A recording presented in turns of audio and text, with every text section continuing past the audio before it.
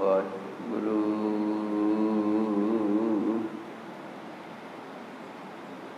साहिब जीओ। एक ओंकार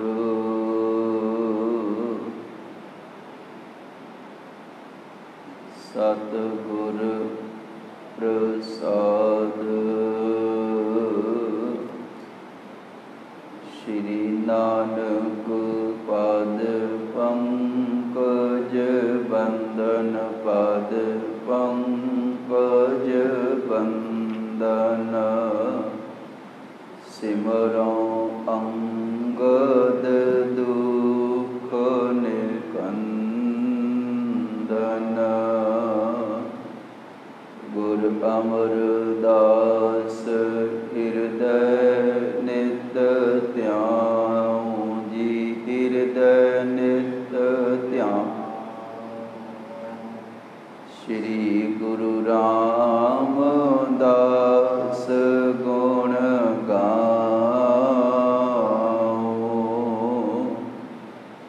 गुर अर्जन विघ्नन के नाशक। विघ्नन के नाशक। श्री हरगोबिंद शुभ सुमत प्रकाशक। श्री हर राय नमो कर जोरी। नमो कर जोरी। श्री हरि कृष्ण मनाओ बहोरी। गुर तेग बहादुर परम कृपाला जी। परम कृपाला। श्री गुरु गोबिंद सिंह विसाला। तारों तारा तार पुन पुन सीसा जी। पुन पुन बंदों बार बार जगदीशा।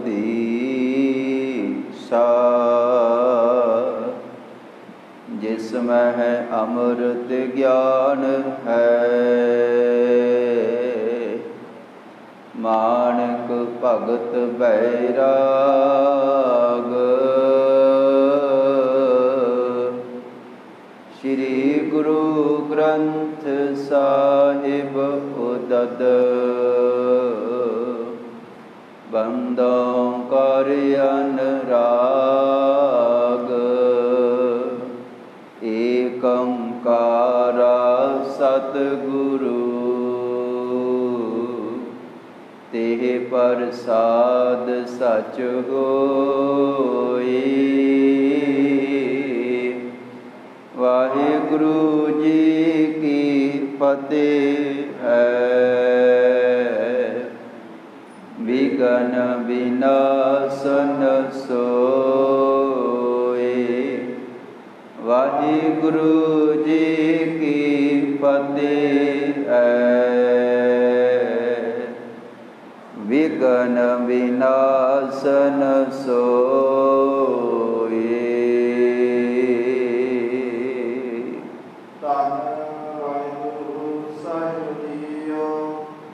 संध्या लग श्री सतगुर बैठे। लोग हजारों दर्शन पाए। विकरांतों का सार करेरो। मरे बहुत आर पुरग समाए। वाहिगुरु जी का खालसा वाहिगुरु जी की फतेह। साहिब इकमाल वाली कुल आलम पतत पावन भगत वशल 10 ਗੁਰੂ ਸਾਹਿਬਾਨ ਦੀ ਆਤਮਿਕ ਜੋਤ। ਧੰਨ ਧੰਨ ਸਾਹਿਬ ਸ੍ਰੀ ਗੁਰੂ ਗ੍ਰੰਥ ਸਾਹਿਬ ਜੀ, ਤਿੰਨਾਂ ਦੀ ਪਵਿੱਤਰ ਹਜ਼ੂਰੀ ਅੰਦਰ ਪੰਚਮ ਪਾਤਸ਼ਾਹ ਸਾਹਿਬ ਸ੍ਰੀ ਗੁਰੂ ਅਰਜਨ ਦੇਵ ਜੀ ਔਰ ਛੇਵੇਂ ਪਾਤਸ਼ਾਹ ਸਾਹਿਬ ਸ੍ਰੀ ਗੁਰੂ ਹਰਗੋਬਿੰਦ ਸਾਹਿਬ ਜੀ, ਤਿੰਨਾਂ ਦੇ ਚਰਨ ਛੋਹ ਪਵਿੱਤਰ ਇਤਿਹਾਸਕ ਅਸਥਾਨ ਗੁਰਦੁਆਰਾ ਸ਼੍ਰੀ ਛੇਹਰਟਾ ਸਾਹਿਬ ਵਿਖੇ ਸ਼ਾਮ ਦੇ ਵੇਲੇ ਦੇ ਦੀਵਾਨਾਂ ਦੀ ਆਰੰਭਤਾ ਰੋਜ਼ਾਨਾ ਦੀ ਤਰ੍ਹਾਂ ਹੋਈ ਹੈ। ਆਓ ਸਭ ਤੋਂ ਪਹਿਲਾਂ ਅਸੀਂ 10 ਗੁਰੂ ਸਾਹਿਬਾਨਾਂ ਦਾ ਲੜੀਵਾਰ ਗੁਰ ਇਤਿਹਾਸ ਕਥਾ ਰੂਪ ਦੇ ਵਿੱਚ ਸਰਵਣ ਕਰਦੇ ਹਾਂ। ਉਪਰੰਤ ਆਪ ਸਮੂਹ ਸੰਗਤ ਗੁਰਬਾਣੀ ਦਾ ਕੀਰਤਨ ਔਰ ਰਹਿਰਾਸ ਸਾਹਿਬ ਜੀ ਦੇ ਜਾਪ ਸਰਵਣ ਕਰਦੇ ਹੋ। ਗਰੀਬ ਨਿਵਾਜ ਸਤਿਗੁਰੂ ਜੀ ਬਖਸ਼ਿਸ਼ ਕਰਨ। ਸ਼ਾਮ ਦੇ ਦੀਵਾਨਾਂ ਦੇ ਵਿੱਚ ਇਕਾਗਰਤਾ ਭਾਵਨਾ ਸਹਿਤ ਹਾਜ਼ਰੀ ਭਰੀਏ ਔਰ ਲਾਹਾ ਪ੍ਰਾਪਤ ਹੋਵੇ। ਗੁਰੂ ਕੇ ਚਰਨਾਂ ਦੇ ਵਿੱਚ ਬੇਨਤੀ ਹੈ। ਛੇਵੇਂ ਪਾਤਸ਼ਾਹ ਧੰਨ ਗੁਰੂ ਹਰਗੋਬਿੰਦ ਸਾਹਿਬ ਜੀ ਦਾ ਇਤਿਹਾਸ ਜੀਵਨ ਚੱਲ ਰਿਹਾ ਹੈ ਤੇ ਉਹਨਾਂ ਦੇ ਜੀਵਨ ਦੇ ਵਿੱਚੋਂ ਪਾਤਸ਼ਾਹ ਜੀ ਦਾ ਮਾਲਵੇ ਦੀ ਧਰਤੀ ਤੇ ਮਹਾਰਾਜ ਦੇ ਕੋਲ ਗੁਰੂਸਰ ਦੀ ਪਵਿੱਤਰ ਧਰਤੀ ਤੇ ਜਿਹੜਾ ਤੀਸਰਾ ਯੁੱਧ ਮੀਰੀ ਪੀਰੀ ਦੇ ਮਾਲਕ ਸਾਹਿਬ ਪਾਤਸ਼ਾਹ ਧੰਨ ਗੁਰੂ ਹਰਗੋਬਿੰਦ ਸਾਹਿਬ ਜੀ ਨੇ ਕੀਤਾ ਹੈ, ਉਹ ਵਿਸਥਾਰ ਸਹਿਤ ਸਾਰਾ ਅਸੀਂ ਇਤਿਹਾਸ ਸਰਵਣ ਕੀਤਾ। ਕਿਵੇਂ 35,000 ਦੀ ਵੱਡੀ ਫੌਜ ਬਾਦਸ਼ਾਹ ਸ਼ਾਹਜਹਾਨ ਵੱਲੋਂ ਲਾਹੌਰ ਤੋਂ ਭੇਜੀ ਗਈ ਲੱਲਾ ਬੇਗ ਦੀ ਅਗਵਾਈ ਦੇ ਵਿੱਚ, ਔਰ ਛੇਵੇਂ ਪਾਤਸ਼ਾਹ ਧੰਨ ਗੁਰੂ ਹਰਗੋਬਿੰਦ ਸਾਹਿਬ ਜੀ ਨੇ ਜਿਵੇਂ ਰਾਤ ਵੇਲੇ ਫੌਜ ਆ ਕੇ ਟੁੱਟ ਕੇ ਪੈ ਗਈ ਸੀਗੀ ਤੇ ਰਾਤ ਵੇਲੇ ਵੱਡੀ ਤਿਆਰੀ ਦੇ ਨਾਲ ਸਤਿਗੁਰਾਂ ਨੇ ਮੁਕਾਬਲਾ ਕੀਤਾ। ਇੰਨੀ ਤਗੜੀ ਤਿਆਰੀ ਸੀਗੀ ਕਿ ਬਹੁਤ ਹੱਦ ਤੱਕ ਜੰਗ ਜਿਹੜਾ ਸੀਗਾ ਰਾਤ ਹੀ ਸਤਿਗੁਰਾਂ ਨੇ ਜਿੱਤ ਲਿਆ ਸੀਗਾ। ਦਿਨ ਚੜ੍ਹਿਆ ਤੇ ਬਚੀ ਹੋਈ ਜਿਹੜੀ 10,000 ਦੀ ਸੈਨਾ ਹੈ ਉਹ ਵੀ ਸਤਿਗੁਰਾਂ ਦੇ ਮਹਾਨ ਯੋਧਿਆਂ ਨੇ ਭਾਈ ਜਾਤੀ ਮਲਕ, ਭਾਈ ਜੇਠਾ ਜੀ, ਬਾਬਾ ਬਿਧੀ ਚੰਦ, ਰਾਏ ਜੋਧ, ਸਲੀਮ ਸ਼ਾਹ ਔਰ ਬੇਅੰਤ ਗੁਰੂ ਕੇ ਹੋਰ ਪਿਆਰੇ, ਜਿਨ੍ਹਾਂ ਨੇ ਵੱਡਾ ਪ੍ਰਹਾਰ ਕਰਕੇ ਤੇ ਜਿਹੜਾ ਜੰਗ ਹੈ ਇਹਦਾ ਰੁੱਖ ਬਦਲਿਆ। ਛੇਵੇਂ ਪਾਤਸ਼ਾਹ ਧੰਨ ਗੁਰੂ ਹਰਗੋਬਿੰਦ ਸਾਹਿਬ ਜੀ ਨੇ ਵੀ ਆਪ ਜਿਹੜੇ ਦੋ ਵੱਡੇ ਜਰਨੈਲ ਸਨ, ਇੱਕ ਦਾ ਨਾਂ ਸੀਗਾ ਕਾਬਲ ਬੇਗ ਜਿਹੜਾ ਸਭ ਤੋਂ ਬਲੀ ਸੂਰਮਾ ਸੀਗਾ, ਉਹਨੂੰ ਸਤਿਗੁਰਾਂ ਨੇ ਜੰਗ ਦੇ ਮੈਦਾਨ ਦੇ ਵਿੱਚ ਆਪ ਆ ਕਰਕੇ ਖਤਮ ਕੀਤਾ ਹੈ। ਤੇ ਦੂਸਰਾ ਜਿਹੜਾ ਫੌਜ ਦਾ ਮੁਖੀ ਹੈ ਲੱਲਾ ਬੇਗ, ਲਾਸਟ ਦੇ ਵਿੱਚ ਅਖੀਰ ਵਾਲੇ ਸਮੇਂ ਪਾਤਸ਼ਾਹ ਜੀ ਨੇ ਉਹਨੂੰ ਵੀ ਆਪ ਤਲਵਾਰ ਦੇ ਨਾਲ ਉਹਦਾ ਸਿਰ ਧੜ ਦੇ ਨਾਲ ਅਲੱਗ ਕਰਕੇ ਜੰਗ ਜਿਹੜਾ ਹੈ ਉਹ ਫਤਿਹ ਕਰ ਦਿੱਤਾ ਹੈ। ਗਰੀਬ ਨਿਵਾਜ ਪਾਤਸ਼ਾਹ ਜੀ ਦੇ ਵਾਰ ਦੇ ਨਾਲ ਲੱਲਾ ਬੇਗ ਜੰਗ ਦਾ ਜਿਹੜਾ ਮੁਖੀ ਸੀਗਾ ਸੈਨਾ ਦਾ, ਉਹ ਮਾਰਿਆ ਗਿਆ ਹੈ। ਬਚੀ ਕੁਚੀ ਜਿਹੜੀ ਸੈਨਾ ਹੈ, ਕੁਝ ਕੁ ਸਮਾਂ ਉਹਨਾਂ ਨੇ ਸਤਿਗੁਰਾਂ ਦੀ ਫੌਜ ਦਾ ਮੁਕਾਬਲਾ ਕਰਨਾ ਚਾਹਿਆ।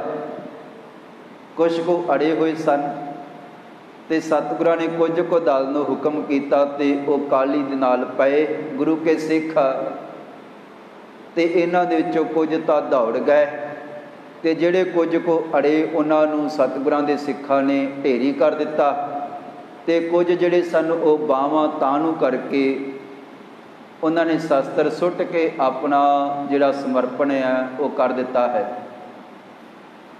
ਗਰੀਬ ਨਿਵਾਜ ਸਾਹਿਬ ਪਾਤਸ਼ਾਹ ਧੰਨ ਗੁਰੂ ਹਰਗੋਬਿੰਦ ਸਾਹਿਬ ਜੀ ਨੇ ਇਹ ਜਿਹੜੀ ਜੰਗ ਹੈ ਉਹ ਜਿੱਤ ਲਈ ਹੈ ਤੇ ਪਾਤਸ਼ਾਹ ਜੀ ਨੇ ਫਿਰ ਜੰਗ ਜਿੱਤਣ ਤੋਂ ਬਾਅਦ ਸਤਿਗੁਰਾਂ ਨੇ ਇੱਕ ਹੁਕਮ ਕੀਤਾ ਕਿ ਭਾਈ ਪਹਿਲਾਂ ਤਾਂ ਜਿਹੜੇ ਸਿੱਖ ਹਨ ਜੰਗ ਦੇ ਮੈਦਾਨ ਦੇ ਵਿੱਚ ਕੁਝ ਸਿੱਖ ਗਏ, ਉਹਨਾਂ ਨੇ ਸਾਰੇ ਜੰਗ ਦੇ ਮੈਦਾਨ ਦਾ ਹਾਲ ਦੇਖਿਆ ਅਤੇ ਸਤਿਗੁਰਾਂ ਦੇ ਕੀਤੇ ਹੋਏ ਹੁਕਮ ਦੇ ਅਨੁਸਾਰ ਆ ਕੇ ਦੱਸਿਆ, ਪਾਤਸ਼ਾਹ ਇੱਕ ਤਾਂ ਸਾਡੀ ਫੌਜ ਸੀਗੀ ਅਤੇ ਇੱਕ ਰਾਏ ਜੋਧ ਸਰਦਾਰ ਜਿਹੜਾ ਹੈ ਉਹਦੀ ਫੌਜ ਰਲ ਕੇ ਅਸੀਂ ਮੁਕਾਬਲਾ ਕਰ ਰਹੇ ਸੀ ਬਾਦਸ਼ਾਹ ਦਾ, ਅਤੇ ਦੋਨੋਂ ਫੌਜਾਂ ਜਿਹੜੀਆਂ ਰਲ ਕੇ 12,000 ਜਿਹੜਾ ਜਰਨੈਲ ਹੈ ਯੋਧਾ ਸਾਡਾ ਮਾਰਿਆ ਗਿਆ ਹੈ 4,000 ਦੀ ਫੌਜ ਦੇ ਵਿੱਚੋਂ, ਅਤੇ ਬਹੁਤ ਸਾਰੇ ਜ਼ਖਮੀ ਹੋਏ ਪਏ ਹਨ ਜੰਗ ਦੇ ਮੈਦਾਨ ਦੇ ਵਿੱਚ। ਗਰੀਬ ਨਿਵਾਜ ਸਤਿਗੁਰਾਂ ਨੇ ਪਹਿਲਾਂ ਜਿਹੜੇ ਸਹਾਇਕ ਰਹੇ ਸਨ ਉਹਨਾਂ ਨੂੰ ਜੰਗ ਦੇ ਮੈਦਾਨ ਦੇ ਵਿੱਚੋਂ ਚੁੱਕਿਆ ਅਤੇ ਪਿੱਛੇ ਤੰਬੂਆਂ ਦੇ ਵਿੱਚ ਲਿਜਾ ਕਰਕੇ ਅਤੇ ਉਹਨਾਂ ਦੀ ਦਵਾਈ ਬੂਟੀ ਦਾ ਜਿਹੜਾ ਹੈ ਉਹ ਸਹਿ ਪਾਤਸ਼ਾਹ ਧੰਨ ਗੁਰੂ ਹਰਗੋਬਿੰਦ ਸਾਹਿਬ ਜੀ ਨੇ ਪ੍ਰਬੰਧ ਕੀਤਾ ਹੈ। ਕੁਝ ਸਿੱਖਾਂ ਦੀ ਡਿਊਟੀ ਲਾ ਦਿੱਤੀ ਗਈ ਹੈ ਅਤੇ ਦੂਸਰੇ ਪਾਸੇ ਜਿਹੜੇ ਜੰਗ ਦੇ ਮੈਦਾਨ ਦੇ ਵਿੱਚ ਟੁਕੜੇ ਟੁਕੜੇ ਹੋਏ ਪਏ ਸਨ, ਮਾਰੇ ਗਏ ਸਨ, ਸ਼ਹੀਦ ਹੋ ਗਏ। ਗਰੀਬ ਨਿਵਾਜ ਪਾਤਸ਼ਾਹ ਜੀ ਨੇ ਬਚਨ ਕੀਤਾ ਜਿਹੜੇ ਤਾਂ ਸਿੱਖ ਹਨ, ਹਿੰਦੂ ਹਨ, ਉਹਨਾਂ ਦਾ ਧਰਮ ਦੀ ਬਣਦੀ ਹੋਈ ਮਰਿਆਦਾ ਦੇ ਮੁਤਾਬਕ ਲੱਕੜਾਂ ਦੇ ਢੇਰ ਇਕੱਠੇ ਕਰਕੇ ਅਤੇ ਸੰਸਕਾਰ ਕੀਤਾ ਜਾਵੇ, ਅਤੇ ਜਿਹੜੇ ਤੁਰਕ ਹਨ ਜਾਂ ਮੁਸਲਮਾਨ ਹਨ ਉਹਨਾਂ ਵਾਸਤੇ ਬਹੁਤ ਡੂੰਘੇ ਵੱਡੀ ਗਿਣਤੀ 'ਚ ਟੋਏ ਪੁੱਟੇ ਜਾਣ ਅਤੇ ਉਹਨਾਂ ਦੇ ਸਰੀਰ ਭਾਵੇਂ ਦੁਸ਼ਮਣ ਹਨ ਪਰ ਉਹਨਾਂ ਦੇ ਸਰੀਰ ਉਹਨਾਂ ਦੀ ਮਰਿਆਦਾ ਦੇ ਮੁਤਾਬਕ ਸੰਭਾਲੇ ਜਾਣ। ਉਤਨੇ ਚਿਰ ਨੂੰ ਸੰਗਤ ਜਿਹੜੀ ਹੈ ਨਗਰਾਂ ਦੀ ਵੀ ਪਹੁੰਚ ਗਈ ਹੈ ਜਦੋਂ ਜੰਗ ਸਮਾਪਤ ਹੋਇਆ ਹੈ, ਅਤੇ ਬਹੁਤ ਸੰਗਤ ਖੁਸ਼ ਹੋਈ ਹੈ ਕਿ 6ਵੇਂ ਪਾਤਸ਼ਾਹ ਜੀ ਦੀ ਵੱਡੀ ਜਿੱਤ ਹੋਈ ਹੈ। ਅਤੇ ਪਾਤਸ਼ਾਹ ਜੀ ਨੇ ਸਾਰਿਆਂ ਨੂੰ ਹੁਕਮ ਲਾ ਦਿੱਤਾ, ਅਤੇ ਇੱਧਰੋਂ ਜਿਹੜੀ ਬਾਦਸ਼ਾਹ ਦੀ ਬਚੀ ਹੋਈ ਜਿਹੜੀ ਸੈਨਾ ਸੀਗੀ ਜਿਨ੍ਹਾਂ ਨੇ ਸਮਰਪਣ ਕੀਤਾ ਹੈ, ਹੱਥ ਦੇ ਵਿੱਚੋਂ ਸ਼ਸਤਰ ਸੁੱਟ ਕੇ ਅਤੇ ਝੁਕ ਗਏ ਸਨ। ਸਤਿਗੁਰਾਂ ਨੇ ਉਹਨਾਂ ਨੂੰ ਲੰਗਰ ਵੀ ਛਕਾਇਆ ਹੈ, ਉਹਨਾਂ ਦੇ ਖਾਣ ਪੀਣ ਦਾ ਪ੍ਰਬੰਧ ਵੀ ਸਤਿਗੁਰਾਂ ਨੇ ਕੀਤਾ 6ਵੇਂ ਪਾਤਸ਼ਾਹ ਜੀ ਨੇ, ਔਰ ਇਹਨਾਂ ਨੂੰ ਲਾ ਕਰਕੇ ਅਤੇ ਸਰੀਰਾਂ ਦੀ ਸੰਭਾਲ ਵੀ ਕੀਤੀ ਗਈ ਹੈ। ਅਤੇ ਸ਼ਾਮ ਤੱਕ ਇਹ ਸਾਰੇ ਜਿਹੜੇ ਸਰੀਰ ਦੁਪਹਿਰ ਤੋਂ ਲੈ ਕਰਕੇ ਅਤੇ ਸ਼ਾਮ ਤੱਕ ਬੜੀ ਕਾਹਲੀ ਦੇ ਨਾਲ, ਤੇਜ਼ੀ ਦੇ ਨਾਲ ਕੁਝ ਜਿਹੜੇ ਸੈਨਿਕ ਸਨ ਉਹ ਸਰੀਰਾਂ ਦੀ ਸੰਭਾਲ ਕਰ ਰਹੇ ਹਨ ਤਾਂ ਕਿ ਜੰਗ ਦੇ ਮੈਦਾਨ ਦੇ ਵਿੱਚ ਇਹ ਸਰੀਰ ਜੇਕਰ ਹਜ਼ਾਰਾਂ ਦੀ ਗਿਣਤੀ ਦੇ ਵਿੱਚ ਜੇ ਪਏ ਰਹਿਣਗੇ ਅਤੇ ਇੱਥੇ ਹਾਲਤ ਬਹੁਤ ਭਿਆਨਕ ਬਣ ਜਾਏਗੀ ਅਤੇ ਕੋਈ ਬਿਮਾਰੀ ਵੀ ਫੈਲ ਸਕਦੀ ਹੈ। ਇਸ ਕਰਕੇ ਪਾਤਸ਼ਾਹ ਜੀ ਨੇ ਪਹਿਲਾਂ ਸਰੀਰ ਸੰਭਾਲੇ ਹਨ, ਚਾਹੇ ਉਹ ਆਪਣੇ ਯੋਧੇ ਹਨ ਚਾਹੇ ਦੁਸ਼ਮਣਾਂ ਦੇ ਸਨ। ਅਤੇ ਹੁਣ ਗਰੀਬ ਨਿਵਾਜ ਸਤਿਗੁਰੂ ਜੀ ਸ਼ਾਮ ਦਾ ਵੇਲਾ ਹੈ ਅਤੇ ਬਹੁਤ ਸੰਗਤ ਦੂਰ ਦੂਰ ਤੱਕ ਖਬਰ ਫੈਲ ਗਈ ਹੈ ਜਦੋਂ ਜਿੱਤ ਦੇ ਨਗਾਰੇ ਵੱਜੇ ਸਨ ਕਿ 6ਵੇਂ ਪਾਤਸ਼ਾਹ ਧੰਨ ਗੁਰੂ ਹਰਗੋਬਿੰਦ ਸਾਹਿਬ ਜੀ ਜਿਹੜੇ ਮਾਲਵੇ ਦੀ ਧਰਤੀ 'ਤੇ ਕਈ ਮਹੀਨਿਆਂ ਤੋਂ ਆ ਕੇ ਰਹਿ ਰਹੇ ਹਨ ਅਤੇ ਜਿਨ੍ਹਾਂ ਦੇ ਉੱਪਰ ਸ਼ਾਹਜਹਾਨ ਦੀ ਵੱਡੀ ਫੌਜ ਨੇ ਹਮਲਾ ਕੀਤਾ ਹੈ। ਏਡੀ ਵੱਡੀ ਫੌਜ ਹਮਲਾਵਰ ਬਣ ਕੇ ਆਈ ਪਰ ਪਾਤਸ਼ਾਹ ਜੀ ਦੀ ਫੌਜ ਤਾਂ ਵੀ ਜਿੱਤ ਗਈ ਹੈ। ਸੰਗਤਾਂ ਦੀ ਖੁਸ਼ੀ ਦੀ ਕੋਈ ਹੱਦ ਨਹੀਂ ਹੈ। ਭਾਰੀ ਗਿਣਤੀ ਦੇ ਵਿੱਚ ਸੰਗਤ ਸਤਿਗੁਰਾਂ ਦੇ ਚਰਨਾਂ ਦੇ ਵਿੱਚ ਆ ਰਹੀ ਹੈ ਅਤੇ ਪਾਤਸ਼ਾਹ ਜੀ ਦਾ ਜਿੱਥੇ ਟਿਕਾਣਾ ਸੀਗਾ ਉੱਥੇ ਫਿਰ ਸ਼ਾਮ ਦੇ ਵੇਲੇ ਇਹੀ ਤਕਰੀਬਨ ਸਮਾਂ ਸੀਗਾ। ਇੱਕ ਵਾਰੀ ਸਤਿਗੁਰੂ ਜੀ ਸੁਭਾਏਮਾਨ ਹੋਏ ਹਨ, ਦੀਵਾਨ ਸਜਿਆ ਹੈ। ਆਓ ਇਸ ਤੋਂ ਜਿਹੜਾ ਅਗਲੇਰਾ ਇਤਿਹਾਸ ਹੈ ਸਰਵਣ ਕਰੀਏ। ਇੱਕ ਵਾਰੀ ਗੁਰੂ ਕੇ ਚਰਨਾਂ ਦੇ ਵਿੱਚ ਪ੍ਰੇਮ ਅਦਬ ਸਤਿਕਾਰ ਸਹਿਤ ਹਾਜ਼ਰੀ ਭਰਦੇ ਹੋਏ ਫਤਿਹ ਦੀ ਸਾਂਝ ਕਰੋ ਜੀ। ਵਾਹਿਗੁਰੂ ਜੀ ਕਾ ਖਾਲਸਾ ਵਾਹਿਗੁਰੂ ਜੀ ਕੀ ਫਤਿਹ। ਸੰਧਿਆ ਲੰਘ ਸ੍ਰੀ ਸਤਿਗੁਰ ਬੈਠੇ ਲੋਕ ਹਜ਼ਾਰਾਂ ਦਰਸ਼ਨ ਆਏ। ਸੰਧਿਆ ਦਾ ਵੇਲਾ ਹੋ ਗਿਆ ਹੈ, ਸ਼ਾਮ ਦਾ ਸਮਾਂ ਹੋ ਗਿਆ ਹੈ ਅਤੇ ਪਾਤਸ਼ਾਹ ਜੀ ਨੇ ਬਹੁਤ ਵੱਡੇ ਗੁਰੂ ਕੇ ਸਿੱਖਾਂ ਨੇ ਦੁਬਾਰਾ ਜਿਹੜੇ ਦੀਵਾਨ ਉਹ ਸਜਾਏ ਹਨ ਅਤੇ ਕਹਿਣ ਲੱਗੇ ਹਜ਼ਾਰਾਂ ਦੀ ਗਿਣਤੀ ਦੇ ਵਿੱਚ ਲੋਕ ਆਸ ਪਾਸ ਦੇ ਕੁਝ ਤਾਂ ਗੁਰੂ ਕੇ ਸਿੱਖ ਹਨ ਤੇ ਕੁਝ ਵੈਸੇ ਹੀ ਦੇਖਣ ਵਾਸਤੇ ਆ ਗਏ ਹਨ ਕਿ ਚਲੋ ਜੰਗ ਸਮਾਪਤ ਹੋਇਆ ਹੈ ਤੇ ਹਾਲ ਦੇਖ ਕੇ ਆਈਏ। ਬੇਗਿਣਤ ਲੋਕ ਮਾਲਵੇ ਦੀ ਧਰਤੀ ਤੇ ਛੇਵੇਂ ਪਾਤਸ਼ਾਹ ਜੀ ਦੇ ਚਰਨਾਂ ਦੇ ਵਿੱਚ ਸ਼ਾਮ ਵੇਲੇ ਕੁਝ ਗੁਰੂ ਕੇ ਪਿਆਰੇ ਪ੍ਰੇਮੀ ਸਿੰਘ ਤੇ ਕੁਝ ਹੋਰ ਸੰਗਤ ਪਹੁੰਚੀ ਹੈ।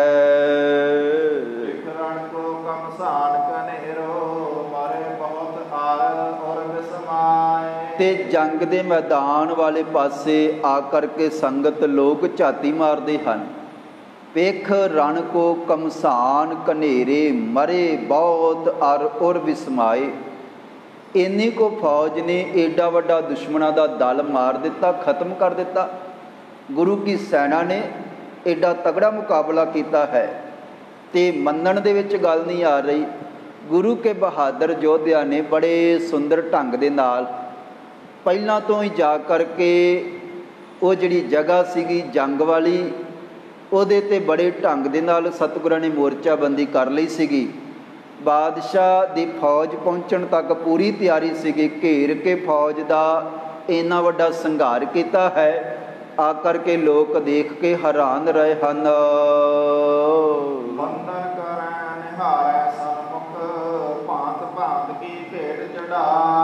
ਤੇ ਸਤਿਗੁਰਾਂ ਦੇ ਚਰਨਾਂ ਦੇ ਵਿੱਚ ਆ ਕਰਕੇ ਵੰਦਨਾ ਕਰਦੇ ਹਨ ਤੇ ਪਾਤਸ਼ਾਹ ਜੀ ਦੇ ਦਰਸ਼ਨ ਕਰਦੇ ਹਨ। ਗਰੀਬ ਨਿਵਾਜ ਸਤਿਗੁਰਾਂ ਦੇ ਵੀ ਜੰਗ ਦੇ ਮੈਦਾਨ ਦੇ ਵਿੱਚ ਆਪਾਂ ਪਿੱਛੇ ਜਦੋਂ ਯੁੱਧ ਦਾ ਵਿਸਥਾਰ ਪੜ੍ਹ ਰਹੇ ਸੀਗੇ ਤੇ ਗਰੀਬ ਨਿਵਾਜ ਦੇ ਵੀ ਕੁਝ ਜਿਹੜੀ ਸੱਟ ਹੈ ਸਰੀਰ 'ਤੇ ਲੱਗੀ ਹੈ।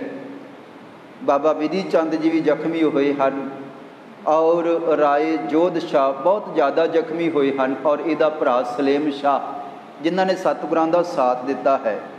ਇਹ ਗੁਰੂ ਕੇ ਸਿੱਖ ਜਿੱਥੇ ਬਹੁਤ ਵੱਡੀ ਗਿਣਤੀ ਦੇ ਵਿੱਚ ਫੱਟ ਲੱਗੇ ਹਨ, ਉੱਥੇ ਭਾਈ ਜੇਠਾ ਜੀ ਗੁਰੂ ਕਾ ਵੱਡਾ ਜਰਨੈਲ ਸੈਨਾਪਤੀ ਜੰਗ ਦੇ ਮੈਦਾਨ ਦੇ ਵਿੱਚ ਸ਼ਹੀਦ ਵੀ ਹੋਇਆ ਹੈ। ਤੇ ਕਹਿਣ ਲੱਗੇ ਕਿ ਹੁਣ ਆ ਕਰਕੇ ਸੰਗਤ ਸਤਿਗੁਰਾਂ ਨੂੰ ਦੇਖਦੀ ਹੈ ਤੇ ਗਰੀਬ ਨਿਵਾਜ ਸਤਿਗੁਰੂ ਜੀ ਤਖਤਾਂ 'ਤੇ ਸੁਭਾਈਮਾਨ ਹਨ ਤੇ ਸੰਗਤ ਪ੍ਰਸੰਨ ਹੋ ਰਹੀ ਹੈ।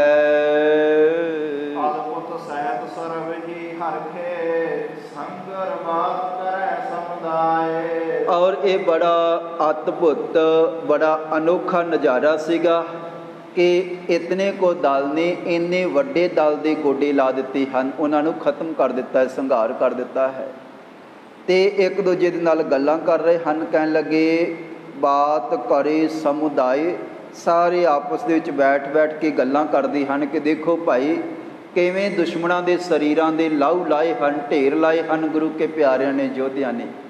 ਕਿਤਨੇ ਮਹਾਨ ਸਤਿਗੁਰੂ ਧੰਨ ਗੁਰੂ ਹਰਗੋਬਿੰਦ ਸਾਹਿਬ ਜੀ ਦੇ ਪਾਸ ਯੋਧੇ ਹਨ ਜਿਨ੍ਹਾਂ ਨੇ ਬਾਦਸ਼ਾਹ ਦੀ ਫੌਜ ਨੂੰ ਹਰਾ ਦਿੱਤਾ ਹੈ।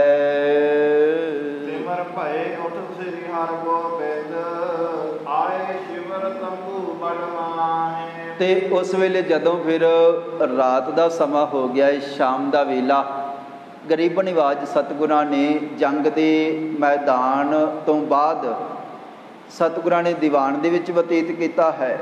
ਤੇ ਕਹਿਣ ਲੱਗੇ ਜਦੋਂ ਰਾਤ ਹੋਈ ਹੈ ਤਿਮਰ ਭਏ ਉੱਠ ਸ੍ਰੀ ਹਰਗੋਬਿੰਦ ਆਏ ਸਿਵਰ ਤੰਬੂ ਵੱਡ ਮਾਹੇ, ਜਿੱਥੇ ਬਹੁਤ ਵੱਡਾ ਸ਼ਮਿਆਨਾ ਲੱਗਾ ਹੋਇਆ, ਤੰਬੂ ਲੱਗਾ ਹੋਇਆ ਹੈ। ਸਤਿਗੁਰਾਂ ਦਾ ਜਿੱਥੇ ਆਸਣ ਹੈ ਗਰੀਬ ਨਿਵਾਜ ਚੱਲ ਕੇ ਉਧਰ ਆਏ ਹਨ।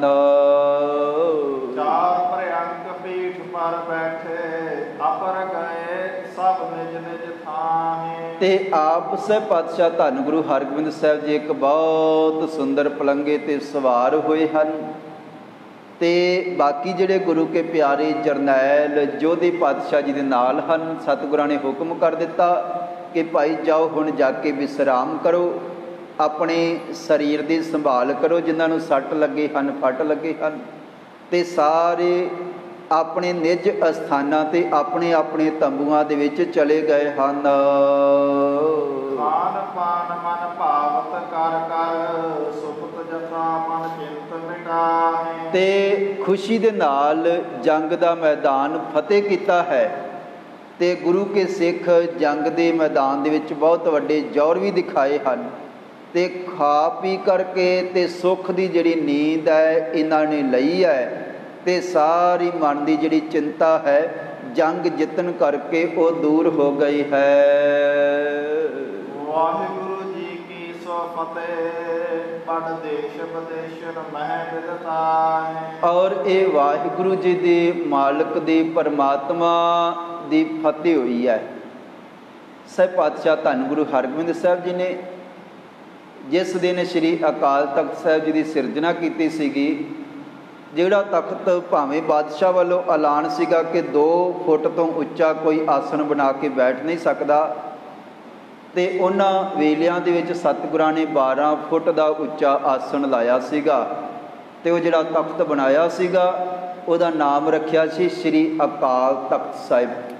सह पातशाह धन गुरु हरगोबिंद साहब जी ने ये अकाल का तख्त है, इनू किसी की कोई परवाह नहीं है, ये जुगा जगंतरां तक इस तरह चढ़ती कला दे विच रहेगा। और इस तरह ये तख्त भी अकाल दा है, ये शक्ति भी अकाल दी है। तो पातशाह जी ने वचन किया, कहन लगे वाहिगुरु जी की फतेह, बड़ देश विदेशन मह विदताए। ये अकाल पुरख की वाहिगुरु की बख्शी हुई जी फतेह सानू प्राप्त हुई है, तो सतगुरां की शोभा वडियाई देशां विदेशां तक फैल गई है। जाम जामनी जाके सतगुर सौत स्नान ध्यान को ठान। और फिर सारी संगत गुरु के प्यारे पैर रात रहिंदियां अमृत वेला सच नाउ वडियाई विचार दे महावाकां अनुसार गुरु के प्यारे अमृत वेले जागे हन। सौच स्नान ध्यान को ठान। सो ते कहन लगे कि इशनान करन तो बाद तैयार बर तैयार होने तो बाद ध्यान उस परमात्मा दे विच अकाल पुरख की बंदगी दे विच लाया है।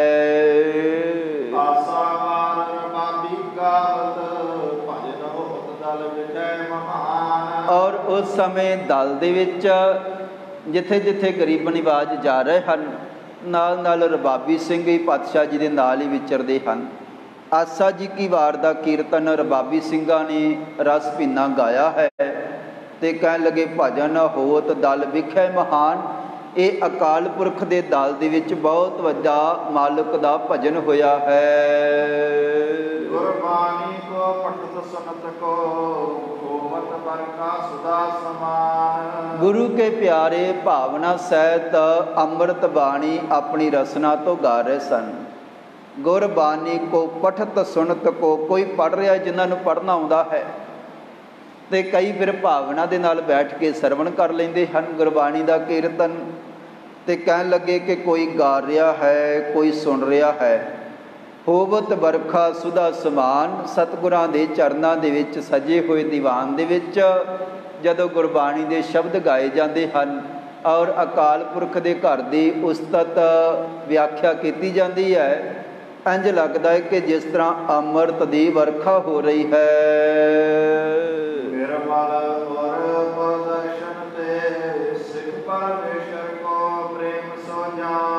ते गुरु के सिख बड़ी निर्मल भावना दे नाल एक तां सतगुरां दे दर्शन दीदारे कर रहे हैं, ते सिख परमेश्वर को प्रेम सो जान। सिखां दा गरीब निवाज सतगुरां दी कृपा दे नाल परमेश्वर दे नाल अकाल पुरख दे नाल प्यार है। बंदगी करन वाले भावना दे नाल जुड़दे हन और रसना तो वाहिगुरु वाहिगुरु जपदे हन। ते कहन लगे बहुत वड्डे प्रेमी जन मालिक दी उस्तत करदे हन। भाई परात पुन सभा लगवाएस जोध सलेम शाह चल आए। ते कहन लगे हुण जदों दिन चढ़िया है, एक तां अमृत वेला जिस तरह गुरु के दरबार हुण भी सजदे हन, गुरबाणी का पाठ हुंदा है, आसा जी की वार का कीर्तन हुंदा है। और एक इस मर्यादा तो बाद फिर पातशाह जी खुले दीवान दे विच बाद दे विच आप संगतां दे नाल वचन विलास करदे न, सभा लग जाती है, तख्त सज जाते हैं। कहन लगे हुण अमृत वेले की मर्यादा तो बाद विच भाई परात पुन सभा लगाए जोध सलेम शाहे चल आए। जदों सभा लगी हुई सीगी, पातशाह जी वचन विलास करन वास्ते संगत विच सजे हन, उस वेले सरदार जोध शाह गरीब निवाज पातशाह जी के चरणों के पहुँचा है। ਔਰ ਇਹਦਾ ਜਿਹੜਾ ਬਲੀ ਬਹੁਤ ਵੱਡਾ ਯੋਧਾ ਭਰਾ ਸਲੇਮ ਸ਼ਾਹ, ਜਿਨ੍ਹਾਂ ਨੇ ਰਾਤ ਆਈ ਹੋਈ ਫੌਜ ਦਾ ਡਟ ਕੇ ਮੁਕਾਬਲਾ ਕੀਤਾ। ਦੋਨਾਂ ਭਰਾਵਾਂ ਨੇ ਬੜੀ ਬਹਾਦਰੀ ਦੇ ਨਾਲ, ਤੇ ਕਈ ਤਰ੍ਹਾਂ ਦੇ ਇਹਨਾਂ ਨੂੰ ਫੱਟ ਲੱਗੇ ਹਨ। ਸਤਿਗੁਰਾਂ ਦੇ ਚਰਨਾਂ ਦੇ ਵਿੱਚ ਪਹੁੰਚੇ, ਹਾਜ਼ਰ ਹੋਏ ਹਨ। ਜਾਤੀ ਮਲਕ ਸੋ ਬੈਠਤ ਭਏ ਸੁਭਟ ਸਮੁਦਾਏ। ਔਰ ਪਾਤਸ਼ਾਹ ਜੀ ਦੇ ਚਰਨਾਂ ਦੇ ਵਿੱਚ ਬਾਬਾ ਵਿਧੀ ਚੰਦ ਜੀ ਇਹ ਵੀ ਪਹੁੰਚੇ ਹਨ। ਔਰ ਦਿਜ ਜਾਤੀ ਮਲਕ, ਦਿਜ ਤੋਂ ਭਾਵ ਹੈ ਬ੍ਰਾਹਮਣ, ਜਾਤੀ ਮਲਕ ਗੁਰੂ का बहुत प्यारा सेवक और सेनापति। जाति मलक ने भी बहुत वड्डा मुकाबला सेनापति बन करके, बहुत वड्डा दल लै करके अगे जाके मुकाबला किया है। तो कहन लगे ये सारे जिहड़े योधे पातशाह जी दे सन, महान बली, ये गुरु के चरणों दे विच आके बैठे हन। श्री सतगुर को कर कर बंधन, ढेर ढेर सगरे हर खाए। ते सतगुरां दे चरणों दे विच आ करके वंदना करते हैं, नमस्कार करते हैं। ते सतगुरां नूं देख देख के दर्शन कर करके बड़े प्रसन्न हैं। सारी संगत ही बड़ी प्रसन्न है। इतना तगड़ा कारज, बहुत वड्डे हंकार दे विच चढ़ के आए हुए सन, जिहड़े आखदे सन कि सतगुरां नूं बंध के असीं दरबार दे विच बादशाह दे कोल पेश करांगे। गरीब निवाज नूं सैना नूं खत्म करके ते जिउंदियां होइयां लैके जावांगे, आप जिउंदे होए नहीं बचे। ते कहण लगे हुण संगत सतगुरां दे दर्शन कर करके और ये जोधे बड़े खुश हुंदे हन। मुदत सदूत हसन खां आए, जुग कर जोरत सीस निवाए। और हुण सतगुरां दे चरनां दे विच एक दूत है, सूया है, जिहड़ा कदे बादशाह दी सैना वल्लों ही सतगुरां दी सैना दी सूह लैण वास्ते भेजिया गया सीगा।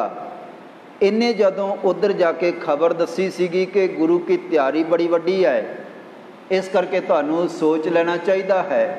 इन्हें जदों उस्तत कीती सीगी ते उस्तत करन करके उन्होंने अपनी फौज वल्लों ही जिहड़ी फौज दा सीगा उन्होंने कढ़ दिता सीगा कि तू तां जान बुझ के झूठी सतगुरां दे घर दी सिफत करी जा रहे ते साडी सैना दा हौसला जिहड़ा वो तोड़ रहा है।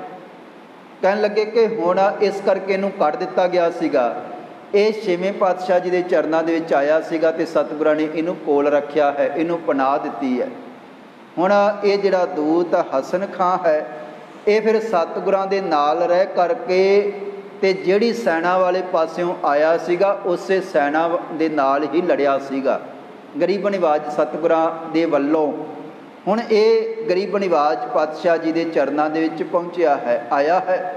ते कहन लगे दूत हसन खां आए, जुग कर जोरत सीस निवाए। हाथ जोड़ के पातशाह जी मैनू पनाह दिती है, मैं तुहाडे चरणों के विच आया सीगा। ते गरीब निवाज सतगुरां दे चरणों के विच इन्हें आके सीस झुकाया है। करामात कामल बड़ आरिफ, संसर नहीं जगत मैं कोय। हे पातशाह धन गुरु हरगोबिंद साहिब जीओ, मैं देख के अचरज हो गया हाँ, हैरान रह गया हाँ। तुसी बहुत वड्डे करामाती पीर हो पातशाह। मैनू इंज लगता है कि तुसी जो चाहो उही कर सकते हो, सारी कायनात तुहाडे हुक्म दे विच है। ते कहन लगा पातशाह करामात कामल बड़ आफर। कहन लगे पातशाह तुसी बहुत वड्डे ज्ञाता हो, सब कुछ जानन वाले हो, समसर नहीं जगत में कोई तुहाडे बराबर। सतगुरु जी मैनू दूसरा संसार दे विच कोई भी पुरुष नहीं दिसदा है। तुम ही जी जंत के दाते, जिव चित चाहो बनत है सोए। पातशाह ये सारी कायनात दे इन्हां जीव जंतुआं दे तुसीं दाते हो, तुसीं मालक हो। ते गरीब निवाज जिस तरह तुहानूं चंगा लगदा है, जिम चित चाहो बनत है सोए, उस तरह ही जगत की खेड बन जाती है जिस तरह तुहानूं चंगी लगती है। को हुक्म है किस बिद को, करो कृपा जिम सिद्ध की होए। हे पातशाह गरीब निवाज सतगुरु धन गुरु हरगोबिंद साहिब जीओ, ਮੇਰੇ ਨਿਮਾਣੇ ਵਾਸਤੇ ਹੁਣ ਕੀ ਹੁਕਮ ਹੈ। ਹਸਨ ਖਾਂ ਦੂਤ ਬੇਨਤੀ ਕਰਦਾ ਹੈ, ਪਾਤਸ਼ਾਹ ਮੈਂ ਤੁਹਾਡੇ ਚਰਨਾਂ ਦੇ ਵਿੱਚ ਹਾਜ਼ਰ ਹਾਂ, ਅਤੇ ਸਤਿਗੁਰੂ ਜੀ ਆਪ ਰਹਿਮਤ ਕਰਕੇ ਕਿਰਪਾ ਕਰਕੇ ਦੱਸੋ ਹੁਣ ਮੇਰੇ ਵਾਸਤੇ ਕੀ ਆਗਿਆ ਹੈ। ਮਾਰੇ ਤੁਰਕ ਸਭ ਫਤਿਹ ਲਈ ਤੁਮ, ਬਿਦਤ ਜਗਤ ਮੈਂ ਜਸ ਕੋ ਜੋਏ। ਤੇ ਪਾਤਸ਼ਾਹ ਸਾਰੇ ਜਿਹੜੇ ਤੁਰਕ ਹੰਕਾਰ ਦੇ ਵਿੱਚ ਆਏ ਸਨ ਸਾਰੇ ਮਾਰ ਦਿੱਤੇ ਗਏ, ਖਤਮ ਹੋ ਗਏ। ਮਰੇ ਤੁਰਕ ਸਭ ਫਤਿਹ ਲਈ ਤੁਮ, ਛੇਵੇਂ ਪਾਤਸ਼ਾਹ ਜੀ ਤੁਸੀਂ ਫਤਿਹ ਪ੍ਰਾਪਤ ਕਰ ਲਈ ਹੈ। ਤੇ ਕਹਿਣ ਲੱਗੇ ਬਿਦਤ ਜਗਤ ਮੈਂ ਜਸ ਕੋ ਜੋਏ, ਸਾਰੇ ਜਗਤ ਦੇ ਵਿੱਚ ਇਲਾਕਿਆਂ ਦੇ ਵਿੱਚ ਤੁਹਾਡਾ ਜਸ ਹੋਣ ਲੱਗ ਪਿਆ ਹੈ। ਆ ਕੇ ਲੋਕ ਜੰਗ ਦੇ ਮੈਦਾਨ ਦਾ ਹਾਲ ਦੇਖ ਕੇ ਪਾਤਸ਼ਾਹ ਜੀ ਹੈਰਾਨ ਰਹਿ ਰਹੇ ਹਨ। ਗਰੀਬ ਨਿਵਾਜ ਇੰਨਾ ਵੱਡਾ ਤੁਸੀਂ ਤੇ ਤੁਹਾਡੇ ਸਾਥੀਆਂ ਨੇ ਮੁਕਾਬਲਾ ਕੀਤਾ ਹੈ। ਮੁਸਕਾਵਤ ਗੁਰਬਾਤ ਬਖਾਨੇ, ਸੂਬਾ ਕਾਬਲ ਕੋ ਬਣ ਜਾਏ। ਸਾਹਿਬ ਪਾਤਸ਼ਾਹ ਧੰਨ ਗੁਰੂ ਹਰਗੋਬਿੰਦ ਸਾਹਿਬ ਜੀ ਨੇ ਉਸ ਵੇਲੇ ਹਸਨ ਖਾਨ ਦੇ ਕੁਝ ਜਿਹੜੀਆਂ ਇਹ ਗੱਲਾਂ ਸੁਣੀਆਂ। ਗਰੀਬ ਨਿਵਾਜ ਸਾਹਿਬ ਪਾਤਸ਼ਾਹ ਧੰਨ ਗੁਰੂ ਹਰਗੋਬਿੰਦ ਸਾਹਿਬ ਜੀ ਪ੍ਰਸੰਨ ਹੋਏ, ਮੁਸਕਰਾਉਂਦੇ ਹੋਏ, ਤੇ ਇਸ ਤਰ੍ਹਾਂ ਆਖਿਆ ਹੈ, ਕਹਿਣ ਲੱਗੇ ਤੈਨੂੰ ਕਾਬੁਲ ਦੀ ਜਿਹੜੀ ਸੂਬੇਦਾਰੀ ਹੈ ਉਹ ਪ੍ਰਾਪਤ ਹੋਵੇਗੀ। ਮਨਸਬ ਲੱਲਾ ਬੇਗ ਕੋ ਲੈ, ਗੁਰ ਕੀ ਸ਼ਰਤ ਪਰਿਓ ਫਲ ਪਾਏ। ਤੇ ਕਹਿਣ ਲੱਗੇ ਕਿ ਹੁਣ ਤੂੰ ਗੁਰੂ ਨਾਨਕ ਸਾਹਿਬ ਜੀ ਦੇ ਘਰ ਦੇ ਵਿੱਚ ਆਇਆ ਸੀਗਾ ਪਨਾਹ ਲੈਣ ਵਾਸਤੇ, ਆ ਕੇ ਬੇਨਤੀ ਕੀਤੀ ਸੀਗੀ।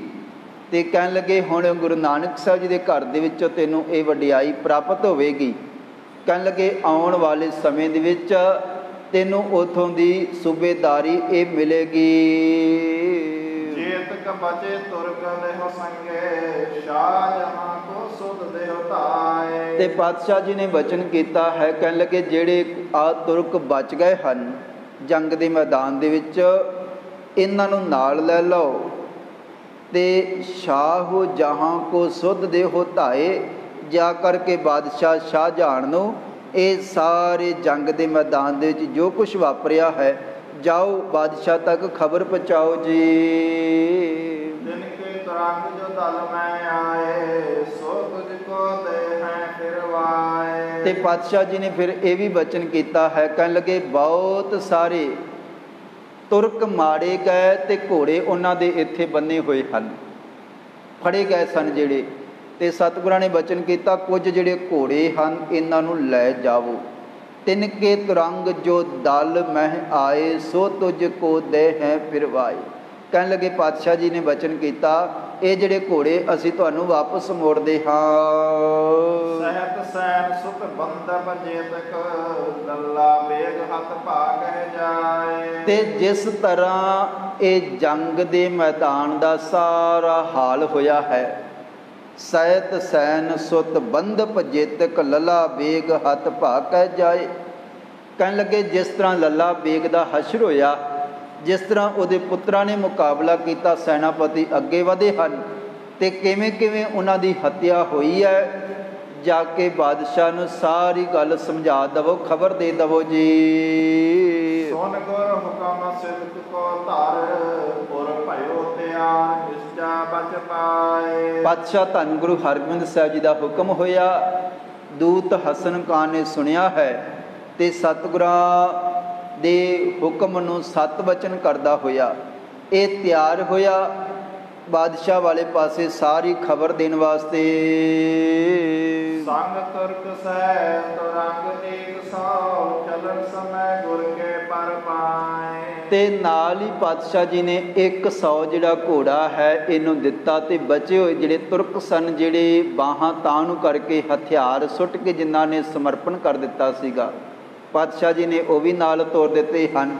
ਜਾਣ ਲੱਗਿਆ ਗਰੀਬ ਨਿਵਾਜ ਸਤਿਗੁਰਾਂ ਦੇ ਚਰਨਾਂ 'ਤੇ ਝੁਕ ਕੇ ਨਮਸਕਾਰ ਕਰਕੇ ਇਹ ਚੱਲੇ ਹਨ। ਕਿਰਪਾ ਕਰੀ ਤਬ ਸ੍ਰੀ ਹਰਿਗੋਬਿੰਦ, ਬਾਮੋਲਾ ਦੇ ਕਰ ਸਿਰ ਪਾਏ। ਤੇ ਸਾਹਿਬ ਪਾਤਸ਼ਾਹ ਧੰਨ ਗੁਰੂ ਹਰਗੋਬਿੰਦ ਸਾਹਿਬ ਜੀ ਨੇ ਬਹੁਤ ਵੱਡੇ ਆਸ਼ੀਰਵਾਦ ਬਖਸ਼ੇ ਹਨ। ਕਿਰਪਾ ਕਰੀ ਤਬ ਸ੍ਰੀ ਹਰਿਗੋਬਿੰਦ, ਬਾਹਮੋਲਾ ਦੇ ਕਰ ਸਿਰ ਪਾਏ। ਸਤਿਗੁਰਾਂ ਨੇ ਦੂਤ ਹਸਨ ਖਾਨ ਨੂੰ ਜਿਹੜਾ ਸਤਿਗੁਰਾਂ ਦੀ ਸ਼ਰਨ ਦੇ ਵਿੱਚ ਆ ਗਿਆ ਸੀਗਾ, ਇਹਨੂੰ ਸਿਰਪਾਓ ਬਖਸ਼ਿਸ਼ ਵੀ ਦਿੱਤੀ ਹੈ। ਕਰਿਓ ਵਿਸਰਜਨ ਗਮਨਿਓ ਤੂਰਨ ਨਿਸਬਾਸੁਰ ਮੈਂ ਚਲਬੋ ਕੀਨਾ। ਤੇ ਸਤਿਗੁਰਾਂ ਤੋਂ ਵਿਦਾ ਹੋ ਕਰਕੇ, ਸਤਿਗੁਰਾਂ ਤੋਂ ਆਗਿਆ ਪ੍ਰਾਪਤ ਕਰਕੇ ਇਹ ਚੱਲਿਆ ਕਾਲੀ ਦੇ ਨਾਲ। ਕਿਤੇ ਵੀ ਰਸਤੇ ਦੇ ਵਿੱਚ ਰੁਕਿਆ ਨਹੀਂ ਕਿ ਮੈਂ ਬਾਦਸ਼ਾਹ ਨੂੰ ਜਾ ਕੇ ਕਾਲੀ ਦੇ ਨਾਲ ਖਬਰ ਦੇਵਾਂ। ਨਿਸ ਬਾਸੁਰ ਮੈਂ ਚਲਬੋ ਕੀਨ, ਦਿਨ ਰਾਤ ਲਗਾਤਾਰ ਇਹ ਚੱਲਦਾ ਰਿਹਾ ਹੈ। ਦੇਨ ਹੇਤ ਸੁਧ ਸ਼ੀਘਰ ਕਰੰਤਾ ਸਿਮਰਤ ਸਤਿਗੁਰ ਨਾਮ ਪਰਵੀਨਾ। ਤੇ ਗਰੀਬ ਨਿਵਾਜ ਸਤਿਗੁਰਾਂ ਨੇ ਸ਼ਰਨ ਦੇ ਵਿੱਚ ਪਨਾਹ ਦਿੱਤੀ ਸੀਗੀ। ਕਈ ਸਾਥੀਆਂ ਨੇ ਜਦੋਂ ਇਹ ਆਇਆ ਸੀਗਾ ਤੇ ਤਰ੍ਹਾਂ ਤਰ੍ਹਾਂ ਦੇ ਬਚਨ ਵੀ ਕੀਤੇ ਸਨ। ਪਾਤਸ਼ਾਹ ਆਖਰ ਤਾਂ ਦੁਸ਼ਮਣ ਹੈ, ਭੇਦ ਲੈਣ ਵਾਸਤੇ ਆਇਆ ਹੈ, ਨਹੀਂ ਬਖਸ਼ਣਾ ਚਾਹੀਦਾ। ਪਰ ਪਾਤਸ਼ਾਹ ਜੀ ਨੇ ਇਹਦੇ 'ਤੇ ਪਰਉਪਕਾਰ ਕੀਤਾ, ਇਹਦੀ ਜਾਨ ਬਖਸ਼ ਦਿੱਤੀ ਹੈ। ਫੜਿਆ ਗਿਆ ਸੀਗਾ। ਹੁਣ ਸਤਿਗੁਰਾਂ ਦੇ ਪਰਉਪਕਾਰ ਨੂੰ ਯਾਦ ਕਰਦਾ ਹੈ। ਆਪਾਂ ਬਚਨ ਵੀ ਕਈ ਵਾਰੀ ਪੜ੍ਹਦੇ ਹਾਂ। ਦੇਖੋ, ਦੂਤ ਆਇਆ ਸੀ ਖਬਰ ਲੈਣ ਵਾਸਤੇ ਕਿ ਤੇ ਗੁਰੂ ਕੇ ਸਾਥੀਆਂ ਨੇ ਰਾਏ ਜੋਧ ਨੇ ਪਛਾਣ ਲਿਆ ਸੀਗਾ। ਉਹਨਾਂ ਦੀ ਇੱਛਾ ਸੀਗੀ ਕਿ ਇਹਨੂੰ ਖਤਮ ਕਰ ਦਈਏ। ਪਰ ਛੇਵੇਂ ਪਾਤਸ਼ਾਹ ਜੀ ਨੇ ਫਿਰ ਇਹਦੇ 'ਤੇ ਪਰਉਪਕਾਰ ਕੀਤਾ ਹੈ। ਦਲ ਭੰਜਨ ਗੁਰ ਸੂਰਮਾ ਵੱਡ ਜੋਧਾ ਬਹੁ ਪਰਉਪਕਾਰੀ। ਜਿੱਥੇ ਪਾਤਸ਼ਾਹ ਜੀ ਵੱਡੇ ਯੋਧੇ ਹਨ, ਉੱਥੇ ਉਹਨਾਂ ਵੱਡਾ ਦਿਆਲੂ ਸੁਭਾਅ ਵੀ ਪਾਤਸ਼ਾਹ ਜੀ ਰੱਖਦੇ ਹਨ। ਕਹਿਣ ਲੱਗੇ ਕਿ ਹੁਣ ਇਹਦੀ ਜਾਨ ਬਖਸ਼ੀ ਹੈ, ਇਸ ਕਰਕੇ ਵਾਰ-ਵਾਰ ਸਤਿਗੁਰਾਂ ਦਾ ਸ਼ੁਕਰ ਕਰਦਾ ਹੋਇਆ ਇਹ ਚੱਲਿਆ ਹੈ। ਲਾਪੁਰ ਪਹੁੰਚਿਓ ਮਹਾ ਫਕਤ ਹੋਏ ਕਿਤਕ ਬਿਹਾਰ ਸੰਗ ਮਹਿਲੀਨਾ। ਤੇ ਇਹ ਉੱਥੇ ਪਹੁੰਚਦਿਆਂ ਹੋਇਆਂ ਬੜਾ ਥੱਕ ਗਿਆ ਹੈ। ਲਵਪੁਰ ਪਹੁੰਚਿਓ ਮਹਾ ਥਕਤ ਹੋਏ ਕਿਤਕ ਬਿਹਾਲ ਸੰਗ ਮਹਿਲੀਨ। ਇਹਦੇ ਜਿਹੜੇ ਸਾਥੀ ਸਨ ਉਹਨਾਂ ਨੂੰ ਵੀ ਤਰ੍ਹਾਂ ਤਰ੍ਹਾਂ ਦੇ ਫੱਟ ਲੱਗੇ ਹੋਏ ਹਨ। ਉਹਨਾਂ ਦੀ ਹਾਲਤ ਬਹੁਤ ਬੁਰੀ ਹੈ। ਮਸੀਂ ਚੱਲ ਕੇ ਉੱਥੇ ਰਸਤੇ ਦੇ ਵਿੱਚ ਥਕਾਵਟ ਹੈ, ਜੰਗ ਲੜਿਆ ਹੈ, ਤਰ੍ਹਾਂ ਤਰ੍ਹਾਂ ਦੇ ਫੱਟ ਲੱਗੇ ਹੋਏ ਸਨ।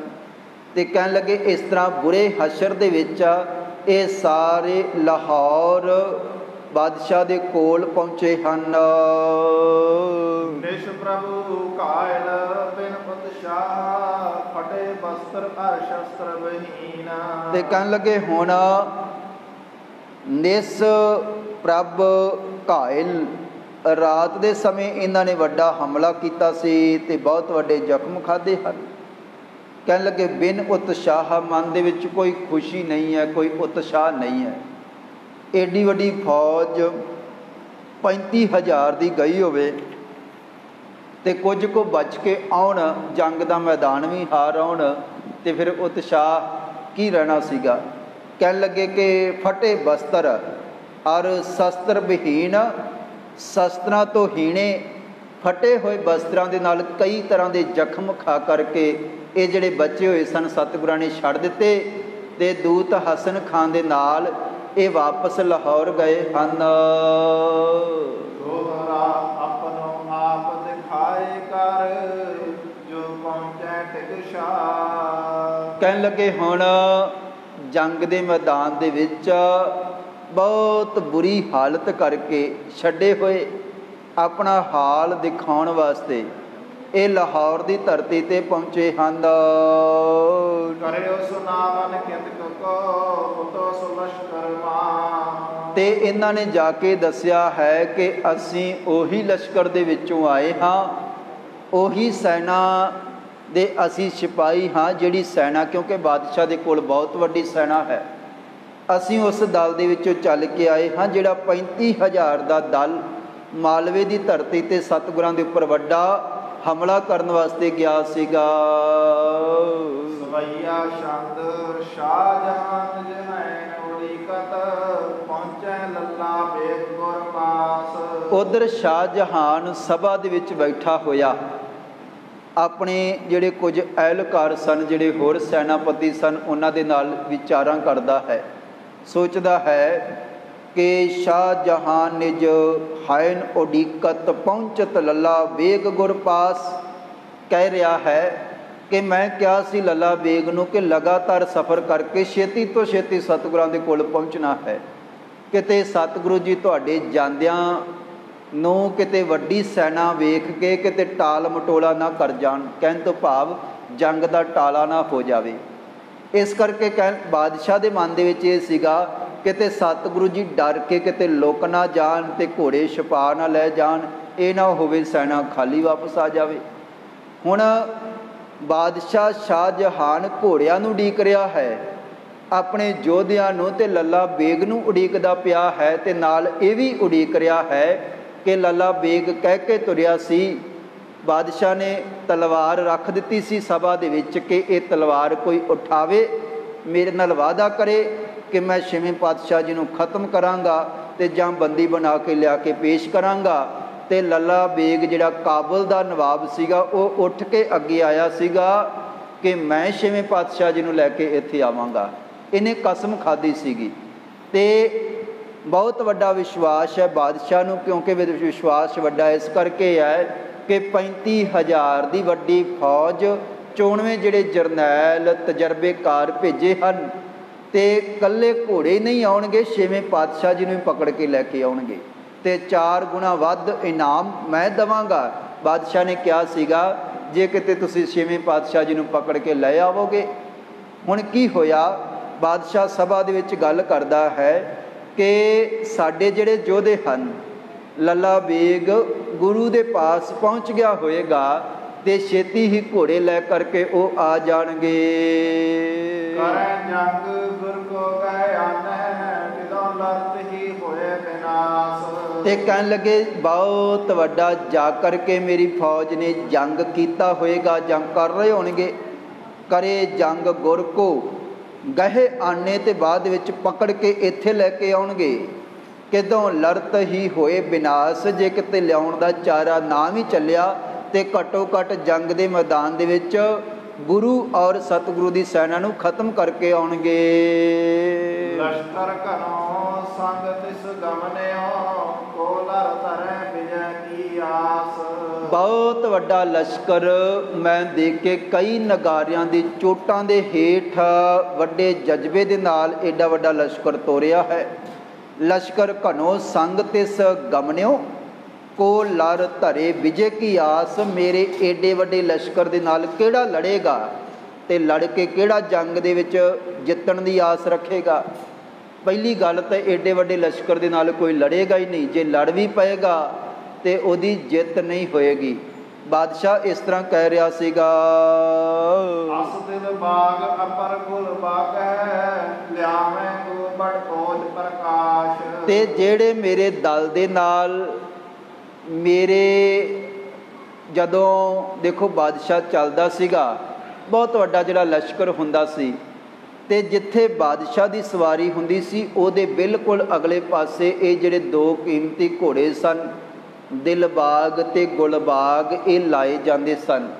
ਇਹਨਾਂ ਘੋੜਿਆਂ ਵਰਗੇ ਦੂਜੇ ਕਿਤੇ ਘੋੜੇ ਨਹੀਂ ਸਨ। ਜਿੱਡੀ ਸੋਹਣੀ ਜੋੜੀ ਇਹ ਘੋੜਿਆਂ ਦੀ ਸੀਗੀ, ਅਤੇ ਬਾਦਸ਼ਾਹ ਨੇ ਏਡਾ ਵੱਡਾ ਦਲ ਭੇਜਿਆ ਹੈ ਇਹ ਘੋੜੀ ਜਿਹੜੀ ਘੋੜਿਆਂ ਦੀ ਜੋੜੀ ਹੈ ਇਹਨੂੰ ਲਿਆਉਣ ਵਾਸਤੇ। ਅਤੇ ਬਾਦਸ਼ਾਹ ਕਹਿ ਰਿਹਾ ਹੈ, ਅਸ ਦਿਲ ਬਾਗ ਅਪਰ ਗੁਲਬਾਗ ਲਿਆਵੇਗੇ ਵੱਡ ਉਜ ਪ੍ਰਕਾਸ਼। ਬੜੇ ਵੱਡੇ ਬਲ ਦੇ ਨਾਲ ਬਹੁਤ ਤਗੜਾ ਮੁਕਾਬਲਾ ਕਰਕੇ ਮੇਰੀ ਸੈਨਾ, ਮੇਰੇ ਯੋਧੇ ਵਾਪਸ ਪਰਤ ਆਉਣਗੇ। ਜਬ ਕੋ ਗਏ ਨਹੀਂ ਸੁਧ ਆਈ, ਰਣ ਹੋਇਓ ਕਹਿ ਨਹੀਂ ਮਹਾਨ। ਪਰ ਜਦੋਂ ਦੇ ਗਏ ਹਨ ਉਦੋਂ ਦੀ ਮੇਰੇ ਤੱਕ ਕੋਈ ਖਬਰ ਨਹੀਂ ਪਹੁੰਚੀ ਹੈ। ਜੰਗ ਦੇ ਮੈਦਾਨ ਦੇ ਵਿੱਚ ਰਣ ਹੋਇਓ ਕਹਿ ਨਹੀਂ ਮਹਾਨ। ਜੰਗ ਦਾ ਸਹਿ ਪਾਤਸ਼ਾਹ ਧੰਨ ਗੁਰੂ ਹਰਗੋਬਿੰਦ ਸਾਹਿਬ ਜੀ ਨਾਲ ਟਾਕਰਾ ਹੋਇਆ ਵੀ ਹੈ ਕਿ ਨਹੀਂ ਹੋਇਆ। ਸਤਿਗੁਰੂ ਜੀ ਲੱਭ ਗਏ ਹਨ, ਗਰੀਬ ਨਿਵਾਜ ਕਿੱਥੇ ਹਨ ਕਿ ਟਾਲ ਮਟੋਲਾ ਕਰ ਗਏ ਹਨ। ਆਪਣੇ ਅਹਿਲਕਾਰਾਂ ਨੂੰ ਬਾਦਸ਼ਾਹ ਪੁੱਛ ਰਿਹਾ ਹੈ, ਅਜੇ ਤੱਕ ਮੇਰੇ ਕੋਲ ਇਹ ਖਬਰ ਨਹੀਂ ਪਹੁੰਚੀ ਜੰਗ ਵਾਲੀ। ਵਿਸਵਾਸਰ ਤੂਰਨ ਹੀ ਗਮਨੇ, ਮਹਿ ਬਿਸ਼ਰਾਮ ਕੀਨ ਕਿਸ ਥਾਨ। ਤੇ ਕਹਿਣ ਲੱਗੇ ਮੇਰਾ ਹੁਕਮ ਸੀਗਾ ਕਿ ਰਸਤੇ ਦੇ ਵਿੱਚ ਕਿਤੇ ਵੀ ਖੜਨਾ ਨਹੀਂ ਹੈ, ਲਗਾਤਾਰ ਪਤਾ ਕਰਕੇ ਤੇ ਸਤਿਗੁਰਾਂ ਦੇ ਉੱਪਰ ਹੱਲਾ ਕਰਨਾ ਹੈ ਅਤੇ ਦਿਨ ਰਾਤ ਤੁਸੀਂ ਲਗਾਤਾਰ ਚੱਲਣਾ ਹੈ। ਇਹ ਹੁਕਮ ਕਰਕੇ ਭੇਜਿਆ ਸੀਗਾ, ਪਰ ਅਜੇ ਤੱਕ ਕੋਈ ਖਬਰ ਨਹੀਂ ਮਿਲੀ ਹੈ। ਇੱਕ ਵਾਰ ਇਹ ਅਰਜੀ ਭੇਜੀ, ਗੁਰ ਹਵਾਲ ਨੈਣ ਕਿਉ ਨਾ ਜਾਣ। ਕਹਿਣ ਲੱਗੇ ਇੱਕ ਵਾਰੀ ਇੱਕ ਸੈਨਿਕ ਇੱਕ ਚਿੱਠੀ ਲੈ ਕੇ, ਇੱਕ ਪੱਤਰ ਲੈ ਕੇ ਆਇਆ ਸੀਗਾ ਕਿ ਅਸੀਂ ਮਾਲਵੇ ਦੀ ਧਰਤੀ ਦੇ ਕੋਲ ਪਹੁੰਚ ਗਏ ਹਾਂ। ਕਈ ਦਿਨਾਂ ਦਾ ਸਫ਼ਰ ਤੈਅ ਕਰਕੇ ਉੱਥੇ ਜਾਣ ਤੋਂ ਪਹਿਲਾਂ ਇੱਕ ਦੂਤ ਮੇਰੇ ਕੋਲ ਆਇਆ ਸੀ ਖਬਰ ਲੈ ਕੇ, ਜਿਹਨੇ ਕਿਹਾ ਸੀਗਾ ਕਿ ਲਗਾਤਾਰ ਦਿਨ ਰਾਤ ਸਫ਼ਰ ਤੈਅ ਕਰ ਕਰਕੇ ਤੇ ਅਸੀਂ ਉੱਥੇ ਪਹੁੰਚ ਚੁੱਕੇ ਹਾਂ। ਉਹ ਤੋਂ ਬਾਅਦ ਵਿੱਚ ਜੰਗ ਕਦੋਂ ਹੋਇਆ, ਕੀ ਹਾਲ ਹੋਇਆ, ਇਹਦੇ ਬਾਰੇ ਮੈਨੂੰ ਕੋਈ ਖਬਰ ਨਹੀਂ ਹੈ।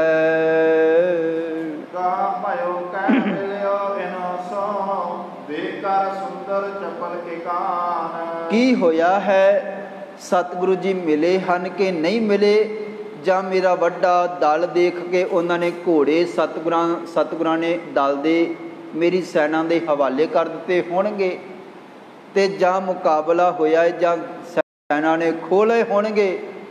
ਇਹ ਕੁਛ ਨਾ ਕੁਛ ਤਾਂ ਜ਼ਰੂਰ ਹੋਇਆ ਹੈ, ਪਰ ਜਦੋਂ ਤੱਕ ਕੋਈ ਉੱਥੋਂ ਆਉਂਦੀ ਨਹੀਂ ਖਬਰ, ਉਹਨਾਂ ਚਿਰ ਕਿਵੇਂ ਪਤਾ ਲੱਗੇ।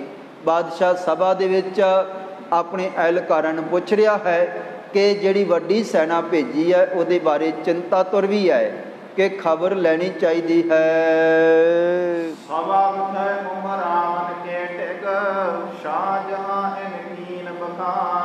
ਸਾਰੇ ਜਿਹੜੇ ਉਮਰਾਵ ਅਹਿਲਕਾਰ ਬਾਦਸ਼ਾਹ ਦੇ ਸਾਹਮਣੇ ਬੈਠੇ ਹੋਏ ਸਨ, ਤੇ ਬਾਦਸ਼ਾਹ ਨੇ ਉਹਨਾਂ ਨੂੰ ਸੰਬੋਧਨ ਕਰਦਿਆਂ ਹੋਇਆਂ ਵੱਡਾ ਜਿਹੜਾ ਭੇਜਿਆ ਦਲ ਹੈ ਉਹਦੇ ਬਾਰੇ ਇਸ ਤਰ੍ਹਾਂ ਉਹਨਾਂ ਨੂੰ ਪੁੱਛਿਆ ਹੈ।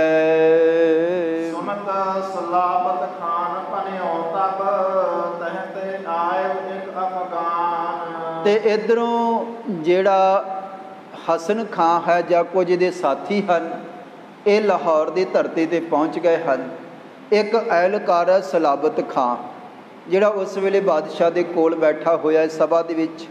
ਤੇ ਸੁਣਤ ਸਲਾਬਤ ਖਾਨ ਭਣਿਓ ਤਬ ਤੈ ਤੇ ਆਵ ਏਕ ਅਫਗਾਨ। ਹੈ ਬਾਦਸ਼ਾਹ, ਉਧਰਲੇ ਪਾਸਿਓਂ ਮਾਲਵੇ ਦੀ ਧਰਤੀ ਤੋਂ ਇੱਕ ਅਫਗਾਨ, ਇੱਕ ਜਿਹੜਾ ਸਾਡਾ ਸੈਨਿਕ ਹੈ, ਕੁਝ ਕੁ ਲੋਕ ਉਹਦੇ ਨਾਲ ਹੋਰ ਹਨ, ਪਹੁੰਚਿਆ ਹੈ।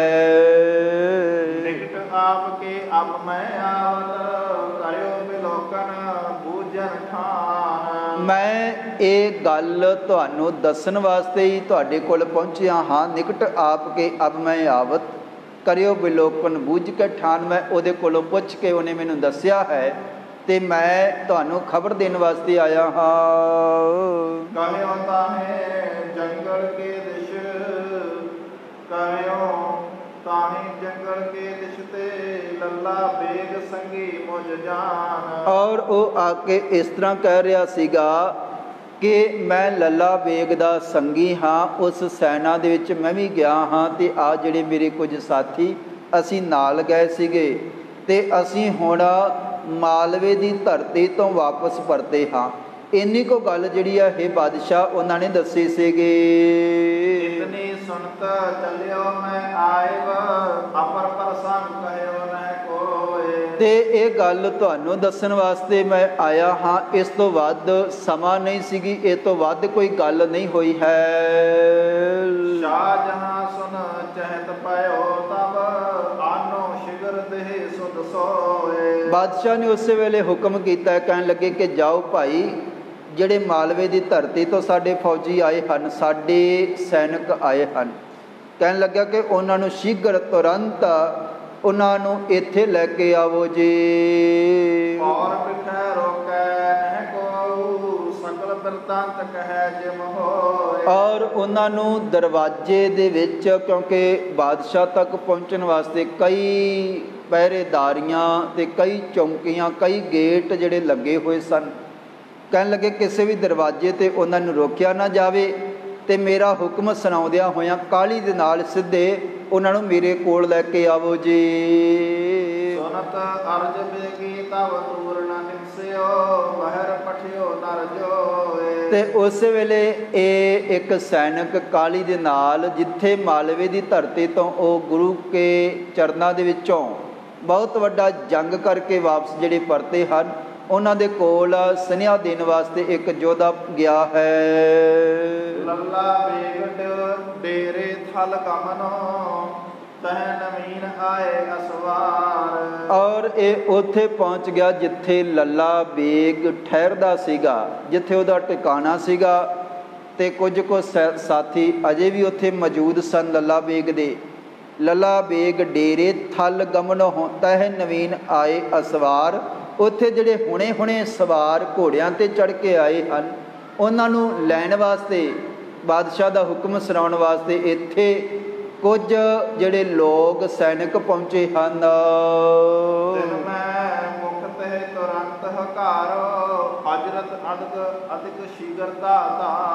ਔਰ ਇਹਨਾਂ ਨੂੰ ਆ ਕੇ ਕਿਹਾ ਹੈ ਕਿ ਭਾਈ ਤੁਹਾਨੂੰ ਬਾਦਸ਼ਾਹ ਨੇ ਤੁਰੰਤ ਸੱਦਿਆ ਹੈ, ਹੁਣੇ ਹੀ, ਤੇ ਸਿੱਧੇ ਬੁਲਾਇਆ ਹੈ ਤੇ ਕਾਲੀ ਦੇ ਨਾਲ ਚੱਲੋ, ਸਾਰੀ ਖਬਰ ਬਾਦਸ਼ਾਹ ਨੂੰ ਦਵੋ ਜੀ। ਸੁਨਤ ਧਾਏ ਗਮਨਿਓ ਹੈ ਚਰ ਕੈ ਖੋਜ ਗਇਓ ਤਿਸ ਫਲ ਬਿਨ ਬਾਰ। ਤੇ ਉਸ ਵੇਲੇ ਇਹਨਾਂ ਸੈਨਿਕਾਂ ਨੇ ਆ ਕਰਕੇ ਤੇ ਬਹੁਤ ਸਾਰੀ ਸੈਨਾ ਦੇ ਵਿੱਚੋਂ ਉਹ ਯੋਧੇ ਲੱਭੇ ਹਨ ਜਿਹੜੇ ਮਾਲਵੇ ਦੀ ਧਰਤੀ ਤੋਂ ਆਏ। ਉਹਨਾਂ ਨੂੰ ਖਬਰ ਦਿੱਤੀ ਹੈ ਹਾਲ ਜਿਹੜਾ ਜੰਗ ਦਾ, ਬਾਦਸ਼ਾਹ ਨੂੰ ਜਾ ਕੇ ਦੱਸੋ, ਬਾਦਸ਼ਾਹ ਨੇ ਖੁਦ ਤੁਹਾਨੂੰ ਬੁਲਾਇਆ ਹੈ। ਇਹਨਾਂ ਨੂੰ ਆਣ ਕੇ ਲੱਭ ਕੇ ਦੂਤ ਨੇ ਉਸ ਵੇਲੇ ਫੌਜੀਆਂ ਨੇ ਤੇ ਆ ਕੇ ਬਾਦਸ਼ਾਹ ਦਾ ਹੁਕਮ ਸੁਣਾਇਆ ਹੈ। ਹਸਨ ਖਾਂ ਆਸ ਤੇ ਤਾਨੂੰ ਪਹੁੰਚੇ ਕਰਿਓ ਵਿਚਾਰ। ਅਜੇ ਇਹ ਜਿਹੜੇ ਸੈਨਿਕ ਤੇ ਦੂਤ ਹਸਨ ਖਾਂ ਤੇ ਇਹਦੇ ਸਾਥੀ ਉਤਰੇ ਸਨ ਘੋੜਿਆਂ ਤੋਂ, ਕੁਝ ਕੁ ਸਮਾਂ ਹੀ ਪਹਿਲਾਂ ਪਹੁੰਚੇ ਸਨ। ਇਹਨਾਂ ਨੂੰ ਆਉਂਦੇ ਸੁਨੇਹਾ ਮਿਲਿਆ ਹੈ ਹਜ਼ਰਤ ਤੋਵੇ ਹਕਾਰਤ ਅਬ ਹੀ ਚਲੋ ਸ਼ੀਘਰ ਮਹਿ ਬਿਲਮ ਲਗਾਏ। ਕਹਿਣ ਲੱਗੇ ਬਾਦਸ਼ਾਹ ਨੇ ਹੁਣੇ ਹੀ ਹਜ਼ਰਤ ਸਾਹਿਬ ਨੇ ਤੁਹਾਨੂੰ ਸੱਦਿਆ ਹੈ ਤੇ ਬਿਨਾਂ ਕਿਸੇ ਦੇਰੀ ਤੋਂ ਨਾਲ ਚਲੋ ਜੀ। ਸੁਨਤ ਪਹਿਰ ਪੌਸ਼ਿਸ਼ ਬਹੁ ਮੋਲੀ ਗਮਨਿਓ ਸੰਗ ਪੌਰ ਪਰ ਆਏ। ਤੇ ਉਸ ਵੇਲੇ ਹਸਨ ਖਾਨ ਨੇ ਬਹੁਤ ਸੁੰਦਰ ਕੀਮਤੀ ਜਿਹੜੀ ਪੁਸ਼ਾਕ ਪਹਿਨੀ ਹੋਈ ਹੈ ਤੇ ਬੜੀ ਕਾਲੀ ਦੇ ਨਾਲ ਬਾਦਸ਼ਾਹ ਨੂੰ ਸਾਰਾ ਹਾਲ ਦੱਸਣ ਵਾਸਤੇ ਤਿਆਰ ਹੋਇਆ ਹੈ। ਕਰੋ ਸਲਾਮਤ ਖਾਨ ਅਗਾਰੀ ਲਿਖ ਸਾਥ ਗਇਓ ਅਗਵਾਏ। ਤੇ ਸਲਾਬਤ ਖਾਂ ਉਸੇ ਵੇਲੇ ਇਹਨਾਂ ਨੂੰ ਨਾਲ ਲੈ ਕਰਕੇ ਬਾਦਸ਼ਾਹ ਦੇ ਸਾਹਮਣੇ ਲਿਜਾਣ ਵਾਸਤੇ ਇਹਨਾਂ ਨੂੰ ਨਾਲ ਲੈ ਕੇ ਤੁਰਿਆ ਹੈ। ਸਾਰਾ ਜੰਗ ਦਾ ਹਾਲ ਬਾਦਸ਼ਾਹ ਨੂੰ ਸੁਣਾਉਣ ਲੱਗੇ ਹਨ। ਤਸੱਲੀ ਮਾਤ ਕਰਤ ਬਹੁ ਬਾਰੀ ਸ਼ਾਹਜਹਾਂ ਢਿਗ ਪਹੁੰਚਿਓ ਜਾਏ। ਤੇ ਰਸਤੇ ਦੇ ਵਿੱਚ ਇਹ ਹਸਨ ਖਾਂ ਕਈਆਂ ਨੂੰ ਸਲਾਮ ਕਰਦਾ ਹੋਇਆ ਕਾਲੀ ਦੇ ਨਾਲ ਬਾਦਸ਼ਾਹ ਦੀ ਉਸ ਵੇਲੇ ਜਿਹੜਾ ਲੱਗਿਆ ਹੋਇਆ ਉਹ ਸਭਾ ਹੈ ਉਹਦੇ ਵਿੱਚ ਇਹ ਸਾਰੇ ਪਹੁੰਚੇ ਹਨ। ਗੁਰਸਿੱਖ ਨਿਕਟ ਵਜ਼ੀਰ ਖਾਨ ਤਬ ਬਹੁ ਬੁੱਧਵੰਤ ਨੀਤ ਕੋ ਗਿਆਨ। ਤੇ ਉੱਥੇ ਬਾਦਸ਼ਾਹ ਦੇ ਕੋਲ ਇੱਕ ਵਜ਼ੀਰ ਖਾਂ ਇਹਦਾ ਅਹਿਲਕਾਰ ਹੈ ਜਿਹਦਾ ਵਿਸ਼ਵਾਸ ਸਾਹਿਬ ਪਾਤਸ਼ਾਹ ਧੰਨ ਗੁਰੂ ਹਰਗੋਬਿੰਦ ਸਾਹਿਬ ਜੀ ਦੇ ਘਰ ਦੇ ਵਿੱਚ ਵੀ ਬਹੁਤ ਵੱਡਾ ਹੈ। ਔਰ ਇਹ ਬੜੀ ਵੱਡੀ ਸ਼ਰਧਾ ਪਾਤਸ਼ਾਹ ਧੰਨ ਗੁਰੂ ਅਰਜਨ ਦੇਵ ਜੀ ਦੇ ਚਰਨਾਂ ਦੇ ਉੱਪਰ ਰੱਖਦਾ ਹੈ। ਕਈ ਮੁਸਲਮਾਨ ਐਸੇ ਸਨ ਜਿਹੜੇ ਗੁਰੂ ਨਾਨਕ ਸਾਹਿਬ ਜੀ ਦੇ ਘਰ ਦੇ ਨਾਲ ਬੜੇ ਚਿਰਾਂ ਤੋਂ ਜੁੜੇ ਹੋਏ ਸਨ। ਔਰ ਇਹ ਵਜ਼ੀਰ ਖਾਂ ਜਿਹੜਾ ਉਸ ਵੇਲੇ ਸ਼ਾਹਜਹਾਨ ਦੇ ਵੇਲੇ ਹੋਇਆ ਹੈ, ਇਹ ਸਤਿਗੁਰਾਂ ਦੇ ਘਰ ਦਾ ਵੀ ਵੱਡਾ ਸ਼ਰਧਾਲੂ ਹੈ।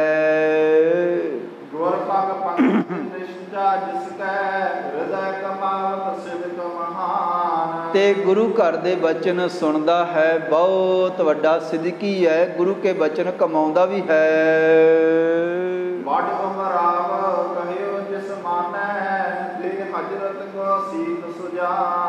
ਔਰ ਇਹ ਇੰਨਾ ਸਿਆਣਾ ਪੁਰਸ਼ ਹੈ ਕਿ ਕਿਸੇ ਵੀ ਵੇਲੇ ਜਦੋਂ ਵੀ ਕੋਈ ਕਾਰਜ ਹੁੰਦਾ ਹੈ ਤੇ ਬਾਦਸ਼ਾਹ ਸ਼ਾਹਜਹਾਨ ਇਸ ਦੇ ਪਾਸੋਂ ਸਲਾਹ ਲੈ ਕਰਕੇ ਚੱਲਦਾ ਹੈ।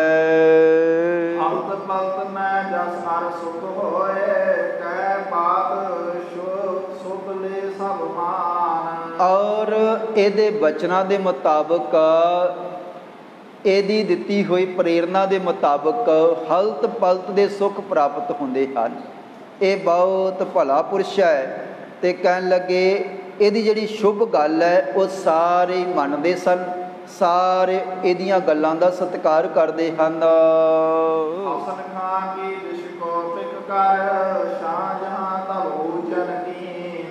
ਤੇ ਉਸ ਵੇਲੇ ਫਿਰ ਹਸਨ ਖਾਂ ਕੇ ਦਿਸ਼ ਕੋ ਪਿਖ ਕਰ ਸ਼ਾਹੋ ਜਹਾਨ ਤਾ ਬੂਝਨ ਕੀਨ।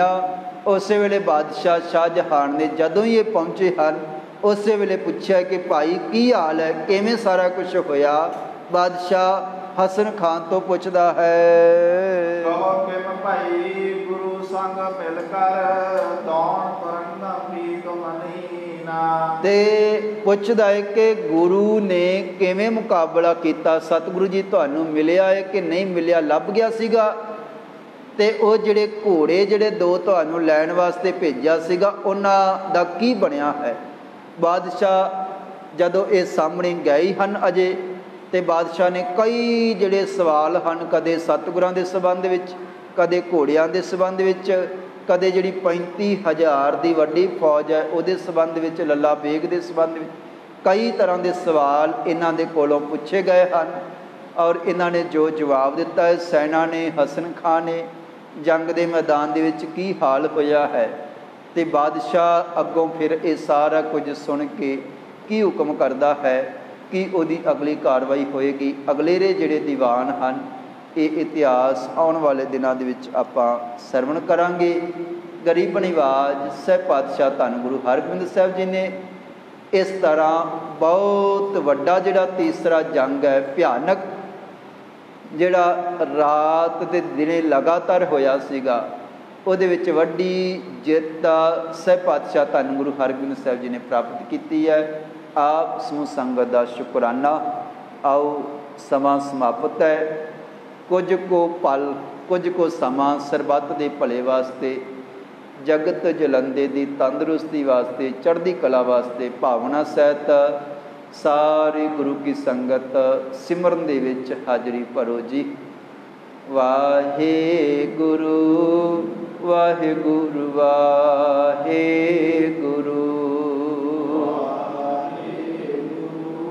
ਵਾਹਿਗੁਰੂ ਵਾਹਿਗੁਰੂ ਵਾਹਿਗੁਰੂ ਵਾਹਿਗੁਰੂ ਵਾਹਿਗੁਰੂ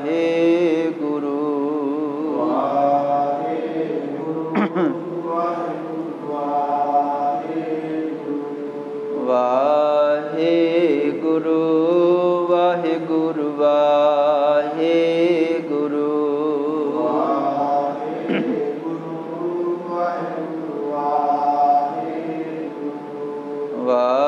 ਵਾਹਿਗੁਰੂ ਵਾਹਿਗੁਰੂ ਵਾਹਿਗੁਰੂ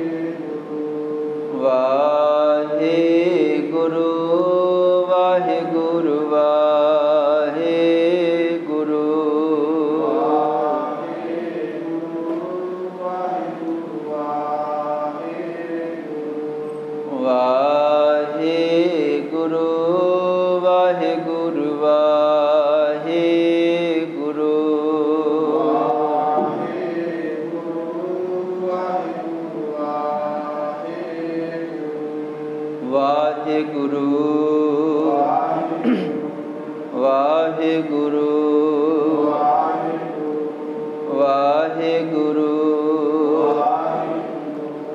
ਵਾਹਿਗੁਰੂ ਵਾਹਿਗੁਰੂ ਵਾਹਿਗੁਰੂ ਵਾਹਿਗੁਰੂ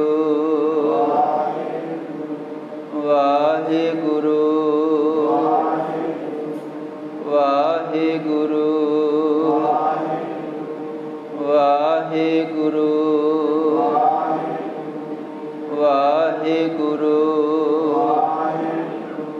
ਵਾਹਿਗੁਰੂ ਵਾਹਿਗੁਰੂ ਵਾਹਿਗੁਰੂ ਨਾਨਕ ਨਾਮ ਚੜ੍ਹਦੀ ਕਲਾ ਤੇਰੇ ਭਾਣੇ ਸਰਬੱਤ ਦਾ ਭਲਾ। ਹੇ ਗੋਬਿੰਦ ਹੇ ਗੋਪਾਲ ਹੇ ਦਇਆਲ ਲਾਲ ਪ੍ਰਾਨਨਾਥ ਅਨਾਥ ਸਖੇ ਦੀਨ ਦਰਦ ਨਿਵਾਰ। ਹੇ ਸਮਰੱਥ ਅਗਮ ਪੂਰਨ ਮੋਹਿ ਮਇਆ ਧਾਰ। ਅੰਧਕੂਪ ਮਹਾਭਿਆਨ ਨਾਨਕ ਪਾਰਿ ਆਏ ਪ੍ਰਭ ਸਰਨਾਗਤੀ। ਕਿਰਪਾ ਨਿਧ ਦਇਆਲ ਏਕ ਅਖਰ ਹਰ ਮਨ ਬਸਤ ਨਾਨਕ ਹੋਤ ਨਿਹਾਲ।